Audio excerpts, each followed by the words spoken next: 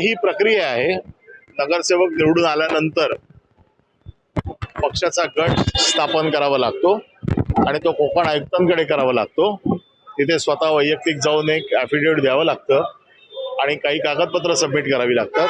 तर त्याप्रमाणे आज सगळे नगरसेवक कोकण आयुक्तांसमोर जाऊन शिवसेना उद्धव बाळासाहेब ठाकरे पक्षाचा गट स्थापन करतील. त्याचबरोबर 157 प्रभागाच्या सरिता मस्के ज्या आपल्या निवडून आहेत त्या गैरहजर आहेत, त्या संपर्कात आहेत आणि त्या तिथे पोहोचतील कोकण भवनला. आमच्या बैठकीला नव्हत्या, त्यामुळे बैठकीला नसेल, परंतु ते आमच्या पक्षाच्या नेत्यांच्या संपर्कात आहेत आणि त्या कोकण भवनला डायरेक्ट येतील. कल्याण डोंबिवलीमध्ये जे पाहायला मिळालेलं आहे, मनसेने आता शिंदेंना पाठिंबा दिल्याचं पाहायला मिळत आहे, तर तशीच काही राजकीय घडामोडी ज्या घडत आहेत त्याकडे आपण कसं पाहतो?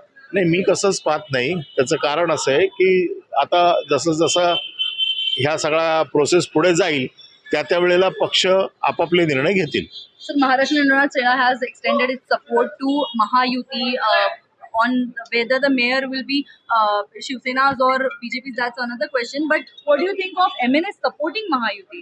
I can only talk about my party. I can't say who is going to do what. But same So party. my party is Shiv Sena, Uddhav Balasaheb Thackeray, and all the decisions Mr. Uddhav Thackeray will take. कल्याण तुमचे नगरसेवक गेलेले आहेत, त्यांच्यावर काय कारवाई होऊ शकते? कल्याण डोंबिवलीत आपल्यातून नगरसेवक ज्या लोकांना वेळ दिलेला आहे त्या वेळेमध्ये त्यांचा संपर्क झाला, ते परत आले, या सगळ्या कायदेशीर कारवाईला नाही तर त्यांना सामोरं जावं लागेल. मनसेनं तुम्हाला सांगून पाठवलं या गोष्टी माझ्या लेवलला होत नाहीत, या पक्ष नेतृत्वाच्या लेवलला होतात.